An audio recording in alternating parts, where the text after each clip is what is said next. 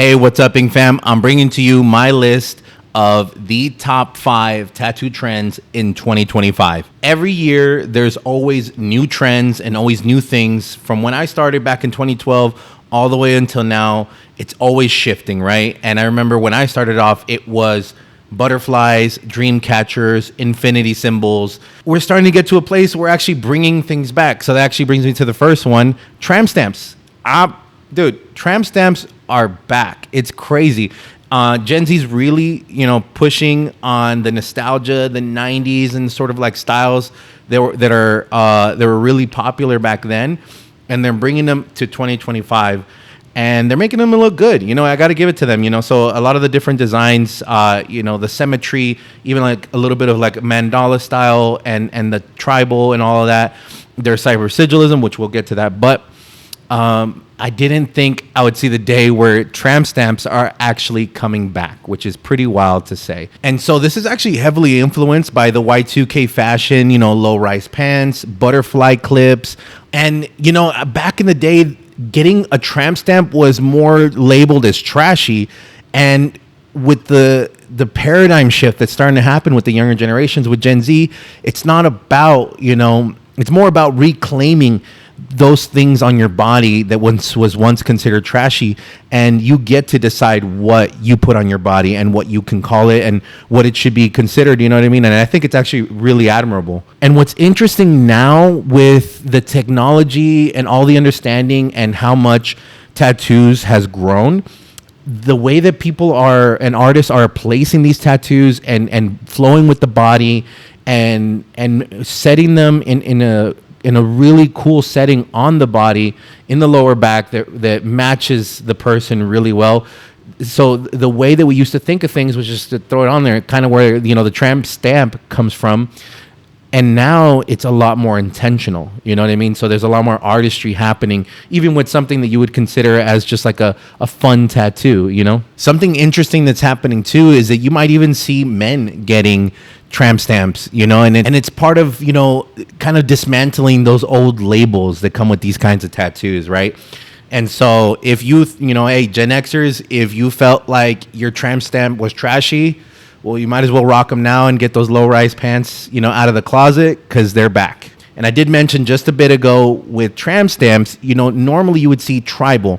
And so the number 2, trend, it was actually a little bit more popular a few months back, I would say, but still very prominent is cybersigilism. Cybersigilism is a style that integrates tribal and sort of like the 80s and 90s tribal look with this sort of like techie, maybe like textured sort of look that feels a little bit more grunge, a little bit more alt, and it's grown really big with the younger population. And very often you see cybersigilism looking very symmetrical, usually very clean. Even though it's got a textured look to it, most of the people who do this type of work make it look so soft and flowy and very sleek, while still keeping that like sort of like hardcore grunge sort of look, which I think is pretty cool. Sometimes cybersigilism might even have a little bit of like lettering and words, so it can have meaning as well, not just like a cool look, right?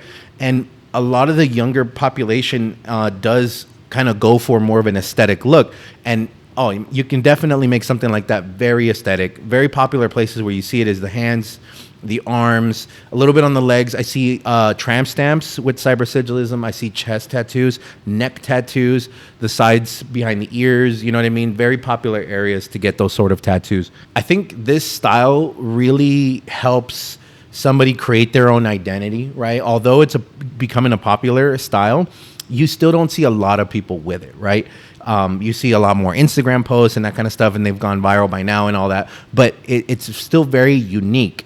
And I think it's pretty interesting because that look of cybersigilism, kind of like old school, like analog tribal tattoos, along with like sort of like digital techie sort of look, again, creates a very unique look. And, especially nowadays with how much information, how many people and all the different niches and all that kind of stuff, it kind of sets that person apart that has that. And you can't lie that TikTok and Instagram are definitely feeding this trend, even to the point where people are pulling inspiration off of mood boards, Okay, and that brings us to number 3, something that has sort of withstood time since sort of like the early 2000s, and you started seeing more of it into the 10s and now into the 20s, especially with the advancements of technology and all the different apps and programs and devices that we can use. Realism and hyper-realism are definitely popular. I mean, we're talking about making things on the skin look like it's glass, making it look like it's actual blood and gore. You know, it's like you can reach out and touch it. Along with that, there's these sort of like different realism styles that are within, like the sort of niches within realism. You got your black and gray realism that you know, they barely use any white, and they're still able to use negative skin, and they're able to use the negative to create the highlights, and it pops so well. And then there's the black and gray that actually still uses white.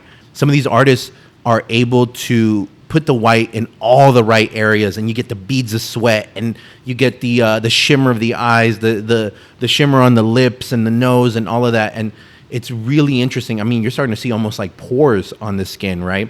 Along with that, there's artists like Steve Butcher and Victoria Lee who are pushing the boundaries of hyper-realism, right? In color. They're mostly doing color. And they'll take a photo or a portrait of somebody, and down to the smallest detail, they'll be placing that into the tattoo, onto skin. And I mean, sometimes these tattoos look better than the photo. So speaking about the types of programs that exist now and being able to use different things for references, we have AI now, right? And I know it's still controversial. I don't mind using AI. If I can't get a reference online, because I do mostly realism tattoos, if I can't get a reference online for the thing that I'm looking for, being able to use AI to create a sort of mock-up or a version 1, and then I'm able to iterate it from there, is incredible. It's a fucking superpower. So that, to me, it seems like, sure, there's the artists that say that you have to draw everything through and through, but if you're not, willing to at least explore a little bit, I do think that eventually you're going to get left behind. There's artists who are using all the different tools. I mean, you take, for example, somebody like Darwin, being able to use 3D rendering software to be able to take a hand and position it and get the lighting just right, and then be able to add rock texture, sort of like granite texture, for the sculptures and statues that he'll create in a tattoo, or the hair, and get the lighting just right and everything in these 3D renderings, so that way he can take his design as his reference and then tattoo it on the skin. Now, like I was mentioning, there's artists that believe that you have to draw everything through and through, or that's cheating, or that you're faking it, you're lying, whatever you want to call it. The thing is, you still got to tattoo it. Even if you got the best reference in the world, you take somebody who's a year 1 artist, an apprentice, and have them do a hyper-realistic tattoo, they're just not going to be able to get it done. Now, if you are somebody that has plenty of experience under your belt, and you're looking for something to make your job easier, or to be able to, create incredible designs, things that you wouldn't be able to find online, right? Like you take, there's only one really good photo of this sculpture out there in existence, whatever sculpture you want to think of, but you could take that photo and then, using AI, create the rest of the bust or the sculpture, and then put that into a 3D software, and then change the angles, change the lighting to get the reference that you're looking for. So I think that if you're in that mindset that, we shouldn't be using these options, these softwares and these devices and everything, all this technology, then I would, ask you to be open-minded and give it a shot and see if it works out for you. If it doesn't, cool, man, keep doing your thing. But I do think that is the future of tattoos. And so I'm in it, and I'm using that kind of stuff. It's crazy where realism has gone, and hopefully, with that in mind, I'll be able to take my work to the next level. And number 4 on the list, something that was very popular, I would say, last year, and maybe a little bit the year before, but it's still very popular now: fine line tattoos and minimal style tattoos. It is an art. It's a skill. It's not easy. Some artists, like me personally, being able to do really fine line stuff is pretty difficult for me. We have an artist here, great artist. You should definitely check him out. Nene MTZ Art on Instagram, or Renee. sick ass fine line and stipple artists, that kind of work is still very sought out in the industry right now. As a matter of fact, there's whole tattoo studios being built around the fact that one or two or maybe most of the artists in that shop do fine line work. A lot of the fine line tattoos are usually small too. And so these guys, these artists might be banging out, 4 or 5 fine line tattoos in a day, charging, 300 to maybe 600 for a small fine line, killing the game, right? It's still very, very popular these days. You can kind of think of fine line and micro tattoos and like minimal style tattoos as sort of like the market share of people who are like, oh, just a little quick tattoo or something like that, but still looks clean, right? And you're not going to go into like to a shop to get like a Friday the 13th style tattoo. You want it to be a little bit more meaningful, but not to be super huge and not to be super painful and that kind of stuff. And you're still going to be able to fill up your body. And it's also very aesthetic, especially the way that people are getting these styles of tattoos. They're usually really aesthetic, And I've noticed too that even seasoned collectors get fine line and minimal tattoos, right? It's still very prevalent and a respectable form of art for sure. And last but not least, it's not a tattoo style, but rather a trend that we're experiencing in the tattoo industry. You can think of it as value over volume, right? And it's not about getting people in and out the door anymore. More clients are looking for custom pieces, and the artists and studios that are, really killing the game, that are really doing well during this time, this day and age, are the ones that are giving a full experience. I mean, from the moment that you reach out to them to the moment that it's time to maybe think about doing a touch-up months later or even years later, right? How you treat people during the experience, how they feel, the things that they get during the tattoo session, the customized pieces, right? That clients are actually looking for an artist who's going to create your design from bottom up and hopefully walk you through the whole process and be there with you the whole time. And so that kind of brings me to like a little bit of a advisory, right? Or sort of like if you are not the artist that's thinking about these things and maybe even, let's say ghosting clients, or you don't talk as much to your client during the session, it's okay if you're awkward, right? But you got to think about how do you create a memorable experience with that client from the beginning to the end, right? And it's because at this point, there is also a bigger saturation of artists. There's a bigger saturation of shops. There is artists starting tattoo shops with 2-3 years under the belt. We didn't start a tattoo shop until I had at least 10 years under my belt, working at other shops, getting the experience that I needed, finally deciding that it was the best way to go for me, and it made a lot of sense. And then artists started working with us from that point on. There's artists starting tattoo shops, with barely any experience under their belt, barely any clientele, and not understanding all the pitfalls that you can run into.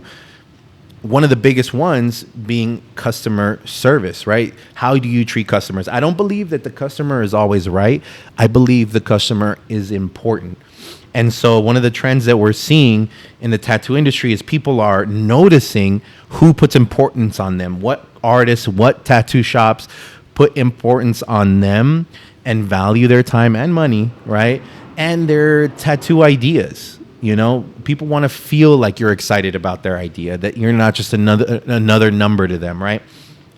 People want to get that sort of like custom, exclusive artist feeling with you, right? And also another big thing too is that people like to see artists grow and get better and grow their social medias and get the attention that they deserve. And they also want to be part of that by sharing that, by getting a tattoo with you along your tattoo journey, right? So you take all of those things into consideration. And one of the trends that we're seeing because of that mindset, because of all those things that people are experiencing, tattoo shops that are more of like a boutique, appointment-only spaces are opening up and doing really, really well. This one's going to hurt a lot of you alpha males out there, but those tattoo shops that are all women or all LGBTQ, they're killing the game, man. They're staying booked. They're doing really well because you think about the common experience you get at most tattoo shops and the stigmas and the sort of like the social norms that come along in the tattoo industry that have been there for a very long time, where it's more misogynistic, or it's meant to make you feel uncomfortable, or if you're in pain, the artist tells you stop whining or shut up, or just take it. It's a tattoo. People don't want that anymore, right? And the fact that there is so many artists out there and so many shops, people can shop around and look for those people and those artists that better fit them and are going to give them the experience that they're looking for, right? And they would much rather, pay somebody else, even if it's extra or even if it's more, than go with you if you're not going to be delivering that type of service with them. People are becoming aware. And like I said, some people would rather pay a little bit extra to get a better experience. Along with that, there's some artists out there who are charging more or deciding that they're worth more per hour or whatever, but they're not really delivering better art, or they're not really giving you a better experience. And so if you're going to charge more, you got to be able to deliver on that price, right? What are the luxuries that you're offering to that person to make them feel like this price is worth it? If they can go get a better experience for the same price or less somewhere else, then you're not going to have return clients, right? Every person that walks in that door and wants to get a tattoo with you and actually does book could be a lifetime client. And that's what you kind of want to shoot for whenever you have a client. You create an incredible experience through and through. And then you'll notice too that you'll start to get more tips, that you're going to start to get more recommendations. That person's going to be excited to show off their tattoo to their friends and family and promote you, and then be more likely to come back to you. I've had plenty of clients and I still have plenty of clients that have been repeat customers for a year, 2 years, solid. Every 2-3 months, they're coming to me to getting a tattoo, and then they tell their friends and family, and their friends and family are coming and get tattooed, and they're vouching for me, putting their name, saying that this is the artist to go to, And so that's one of the biggest trends that we're seeing, at least when it comes to the industry as a whole, right? It's more about value and what you can offer versus volume, right? And just, banging out tattoos. And I think there's still a space for that, and that's still alive and well, but you're starting to see this side of it grow even bigger and becoming sort of the norm. All right, Ink Fam, so that's my top 5 tattoo styles and trends of 2025. If there's a style or a trend that you're seeing way more that I didn't list here, I'd like to see what you're seeing. Maybe it's different in a different country. Maybe it's different in the West Coast, and it might be different in the East Coast. Make sure to drop a like, and don't forget to subscribe to get more content like this. To see every new video, don't forget to hit the bell icon, and I'll see you on the next one. Peace.